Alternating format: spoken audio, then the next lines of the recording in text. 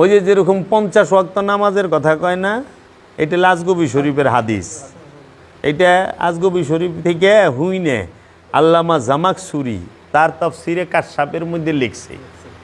আবার উনার থেকে হুইনে অন্য মৌলবী সাহেবরা সবাই অনুবাদ তো করণ লাগবো, এত টাকা দান ছাস কিছু তো পাওয়ান লাগবো।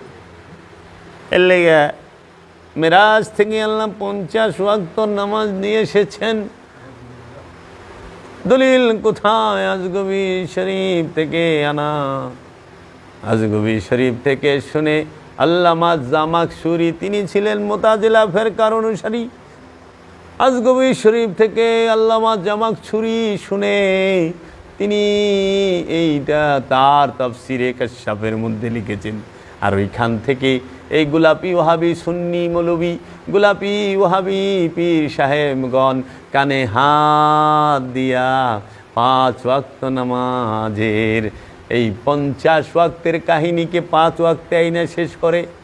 কিন্তু কোরআনে দায়মি সালাতের কথা আছে স্পষ্টভাবে। সূরা মারেজের 23 নম্বর আয়াতে, 70 নম্বর সূরা মারেজের 23 নম্বর আয়াতে সেইটাকে সম্পূর্ণ অস্বীকার করে। কারণ মেরাজে যায়া কোনোদিন আল্লাহ নামাজ দেয় না। নামাজ তো জান্নাতেই নাই, লা মুকামে নামাজের চিন্তা থাকেনি। এই মিয়া, জান্নাতে নামাজ আছে? জান্নাতে নামাজ পড়বো কেউ? জান্নাতে মসজিদ আছে? যে মসজিদ নাই, আজান নাই, আকামাত নাই, জান্নাতে নামাজ নাই, আর তুমি মিয়া লা মুকামে আল্লাহ বইয়া রইছি। এই আল্লাহ লা মুকাম থেকে মহানবী আর আল্লাহ প্রিয় প্রিয়তমা আশেক মাসুক, আল্লাহ তার হাবিব, দুইজনের মিলন হচ্ছে এই জায়গায় বান্দার নামাজ। নামাজ আরে এত সময় আছে রে, নামাজ লয়ে বলে আইছে। আবার মুসা 5 আসমানে স্টুপিস ঠেকায়া পারবে না, পারবে না ও রসুল, পারবে না। আমার উম্মতেরা এত শক্তিশালী ছিল, এত বড় বড় কমলা খাইছে, এক উঠে এক কমলা লইয়া শুইয়া পড়িত। সেই উম্মত আমার, তারা পারে নাই। আপনার উম্মত আরও দুর্বল, জাবের দুর্বল, গোলাম রসুল দুর্বল, আলামিন দুর্বল, শাহিন দুর্বল, ওরা পারবে না, কমাইয়া লইয়া যান। তখন আবার ঠিকই তো কইছেন, তখন আবার যাইতে বুরাক লাগে নাই। গেল তো মেরাজে বুরাকি, তাই না, রব রবে। কিন্তু যখন 5ম আসমানে আইতে সময় ঠেকে গেছে, মুসা নবী যখন দিল উপদেশ সংশোধন করার লেগে, ওই সময় কিন্তু আবার বুরাক লয়ে যায় নাই। আবার চলে গেলেন। কিভাবে গেলেন হুজুর? তাহা তো হুজুরে লেখে নাই। কিভাবে যে গেলেন তাহা হুজুরে লেখে নাই। যাক গিয়াছেন, আল্লাহ বললেন কেন এসেছেন হাবিব? আল্লাহ গো পারবো না, পারবো না, যান 5 ওয়াক্ত কমাই দিলাম। মানে দর কষাকষি চলতেছে। 45 আবার আসিয়া পড়িলেন, মুসার লগে আবার দেখা। আচ্ছা, কেউ লোকে দেখা হয় না, উনার লগে খালি দেখা হয়। 9 বার দেখা হয়েছে হার লগে, আর কেউ লগে দেখা হয় নাই। একবার চিন্তা করছ ইহুদিরা সূক্ষ্মভাবে আল্লাহর রসুলকে কেমনে ছোট করছে? এটা ইহুদিগো চক্রান্ত, বারনাবাস থেকে নেওয়া। ইহুদিরা আল্লাহর রসুলকে রহমাতাল্লিল আলামিনকে মুসা থেকে নিচে দেখাইছে, মুসা থেকে অজ্ঞানী দেখাইছে, মুসা থেকে ছোট দেখাইছে, মুসার থেকে কম বুঝে রসুল এইটা দেখাইছে, মুসা আল্লাহর রসুলকে হুকুম দেওয়ার ক্ষমতা রাখে এইটা দেখাইছে। কিন্তু আল্লাহ কোরআনে সূরা আল ইমরানের 81 নম্বর আয়াতে কয়ে দিচ্ছে, এই মুসা, ঈসা, এই শীষ, এই নূহ, জাকারিয়া, ইয়াহিয়া, সবাই শুনে রাখো, আমার এক রসুল আসবে, সেই রসুলের উপর ঈমান আনবা তোমরা সবাই। সেই রসুলের উপর ঈমান আনতে হবে। যদি ঈমান না আনো, তোমাকে নবুয়ত বাতিল করে দেবো, তোমাদের রিসালাত বাতিল করে দেবো, জব্দ করে লমু। তোমরা বলো, ইকরার করো, সাক্ষী দাও আমাকে। সবাই বলল হ্যাঁ আমরা ঈমান আনবো। তখন বললো আমিও সাক্ষী রইলাম, তোমরা সবাই কি ঈমান আনবা। তাই কে আদমের উম্মতের কালেমা কি? লা ইলাহা ইল্লাল্লাহ আদম সফিউল্লাহ। নূহের কালেমা লা ইলাহা ইল্লাল্লাহ নূহ নবিউল্লাহ। লা ইব্রাহিমের উম্মতের কালেমা লা ইলাহা ইল্লাল্লাহ ইব্রাহিম খলিলুল্লাহ, লা ইলাহা ইল্লাল্লাহ মুসা কালিমুল্লাহ মুসার উম্মতের কালেমা, ঈসার উম্মতের কালেমা লা ইলাহা ইল্লাল্লাহ ঈসা রুহুল্লাহ। তাহলে এটি তো উম্মতের কালেমা। তা আদমের কালেমা কি, মুসার কালেমা কি, ঈসার কালেমা কি, নূহের কালেমা কি? এরা কোন কালেমা পড়ছে? আদম আলাইহিসসালাম কোন কালেমা পড়ছে? শীষ আলাইহিসসালাম কোন কালেমা পড়ছে? নূহ আলাইহিসসালাম কোন কালেমা পড়ছে? ইয়াকুব আলাইহিসসালাম কোন কালেমা পড়ছে? ইউসুফ আলাইহিসসালাম কোন কালেমা পড়ছে? ইব্রাহিম আলাইহিসসালাম কোন কালেমা পড়ছে? ইসমাইল আলাইহিসসালাম কোন কালেমা পড়ছে?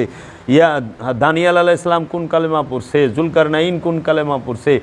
দাউদ আলাইহিসসালাম কোন কালেমা পড়ছে? শুআয়ব আলাইহিসসালাম কোন কালেমা পড়ছে? সুলাইমান আলাইহিসসালাম কোন কালেমা পড়ছে? মুসা কোন কালেমা পড়ছে? ঈসা কোন কালেমা পড়ছে? তারা সবাই পড়ছে লা ইলাহা ইল্লাল্লাহু মুহাম্মদ রাসূলুল্লাহ সাল্লাল্লাহু আলাইহি ওয়াসাল্লাম। সমস্ত নবীর কালেমা হইল এইটা। নবীর কালেমা হইল লা ইলাহা ইল্লাল্লাহ মুহাম্মদ রাসূলুল্লাহ। উম্মতের কালেমা হইল কি? লা ইলাহা ইল্লাল্লাহ নূহু নবিউল্লাহ। তা আমরা সেই নবীর উম্মত। আর আমার দয়াল রসুলকে, আমার দয়ালের রসুলের আওলাদকে এই ইহুদির এবং এই বারনাবাসের যারা আছে, এই খ্রিস্টানেরা, এরা সবাই চক্রান্ত কইরা মুসারে দিয়া আল্লাহর রসুলের উপদেশ দেয়। আর আল্লাহর রসুলকে দেখলে তাজিম করতে হবেই। মুসা খারায় যাইব, ঈসা খারায় যাইব, উপদেশ দেওয়া পারবো না। জান কামাইলেন আল্লাহ রব্বুল আলামিন গেলেন আবার 45 থেকে 40, 40 থেকে 35, 35 থেকে 30, 30 থেকে 25, 25 থেকে 20, 20 থেকে 15, 15 থেকে 10, 10 থেকে 5 করাইয়া 9 বার সংশোধন করাইলেন। আল্লাহকে বানাইলেন সংশোধনবাদী, আর মুসাকে বানাইলেন তিনি উপদেষ্টা, আর আল্লাহর রসুল হইল যায়া সংশোধন করার জন্য সুপারিশকারী। নওজুম আমার রহমাতাল্লিল আলামিন মেরাজে যায় নামাজ আনছে। হ্যাঁ, মেরাজ কি নামাজ আননের লেগে? আসসালাতু মেরাজুল মুমিনিন, সালাত হচ্ছে মুমিনের জন্য মেরাজ। আচ্ছা দেহ তো, রসুল নামাজ পড়ে মেরাজে গেছে না মেরাজে যায় নামাজ আনছে? মৌলভী সাহেব, রসুল তো মেরাজে যায় নামাজ আনছে। আপনাকে কথায়, আমার কথা না, আপনাদের কথা। রসুল মেরাজে যায় নামাজ আনছে।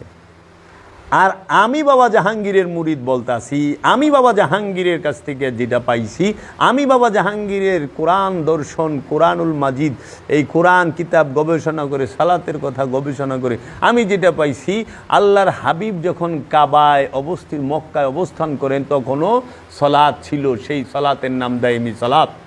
কারণ সেই সালাতটার নাম দায়েমি সালাত কারণ কি? ওই যে সাহেব সূরা বনী ইসরাইল, এটা মাক্কি সূরা, মক্কায় অবতীর্ণ হয়েছে। ওইখানে সূরা বনী ইসরাইলের 78 নম্বর আয়াতে বলতেছে ওয়া আকিমুস সালাতু লিদুলিকি শামসি ইলা গাসাকিল লাইল ওয়া কুরআনাল ফজর ইন্না কুরআনাল ফজর কানা মাশহুদা। ওয়া আকিমুস সালাত, এবং সালাত কায়েম করো, ইজা গাসাকিল লাইলি, সূর্য যখন রাতের অন্ধকারের দিকে হেলিয়া পড়ে। ওয়া কুরআনাল ফজর, নিশ্চয়ই ওয়া আকিমুস সালাত লিদুলিকি শামসি ইলা গাসাকিল লাইলি, সূর্য হেলিয়া পড়ার পূর্বে, রাতের অন্ধকারে সূর্য হেলিয়া পড়ার পূর্বে সালাতকে কায়েম করো। এখন এই সূর্য বলতে এই সৌরজগতের সূর্য না রে, মাথার উপরে যে সূর্য থাকে, এই সূর্য জীবনে উঠেও না, জীবনে ডুবেও না। সূর্য উঠে রে, সূর্য ডুবে। নরওয়ে আমার ছেলেরা থাকে, মুরিদেরা কয় বাবা 4 ঘন্টা রায়, হ্যাঁ অনেক রায় 4টা বাজে কিন্তু সূর্য আছে। যা নিউজিল্যান্ডে যা, ফিনল্যান্ডে যা, আইসল্যান্ডে যা, দেখ এমনও দেশ আছে পৃথিবীর বুকে যে সূর্য 6 মাস ডুবেই না। তাহলে ওখানে কি এই আয়াত হয়? তা আল্লাহ কি অবৈজ্ঞানিক কথা কয়? না, এইটা হলো জীবন সূর্য। ওয়া আকিমুস সালাত, সালাত কায়েম করো, লিদুলিকি শামসি, সূর্য যখন ঢলিয়া পড়ে, ইলা দিকে গাছা কিল অন্ধকারের লাইলে, রাতের এই মৃত্যু নামক যে ঘন অন্ধকার রাত, এই রাতের দিকে তোমার জীবনটা ঢলিয়া পড়ার আগেই তুমি সালাতকে প্রতিষ্ঠিত করো। যদি করতে পারো দেখবা যে কি কুরআন ওয়াকিমুস সালাত লিদুলিকি শামসি ইযা গাসাকিল লাইল ওয়া কুরআনাল ফাজরে, যদি এই সালাতকে প্রতিষ্ঠিত করতে পারো তাহলে দেখবা ওয়া কুরআনাল ফাজরে, এবং ভোরের কোরআন, ভোরের কোরআন, কোরআনকে স্বয়ং আল্লাহ নিজে, কোরআনকে স্বয়ং মহানবী নিজে, এই যে কোরআনটা উদয় হবে, যেরকম ভোরের সূর্য দেখো না, ভোরবেলায় তাকায় থাকুন যায় সূর্যের দিকে, কিন্তু ওই সূর্যটা দুপুরে মাথার উপরে আইলে তাকান যাব না।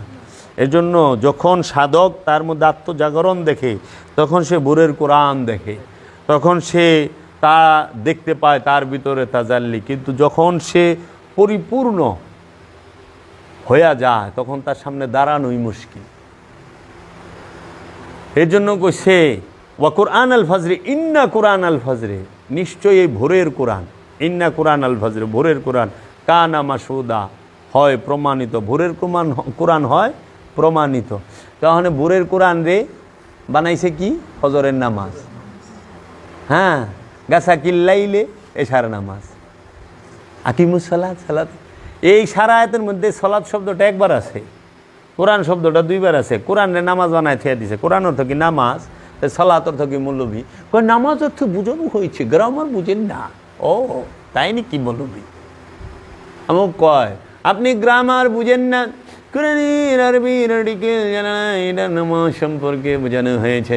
হয় কোরআন কি গ্রামার দিয়ে আইছে না দর্শন দিয়ে আইছে? কোরআন হলো আত্মদর্শন, কোরআন কি গ্রামার আর ব্যাকরণ রে? ভাষার লেগে ব্যাকরণ, ভাষার লেগে গ্রামার। ভাষা শিখতে ব্যাকরণের দরকার হয়, গ্রামারের দরকার হয়।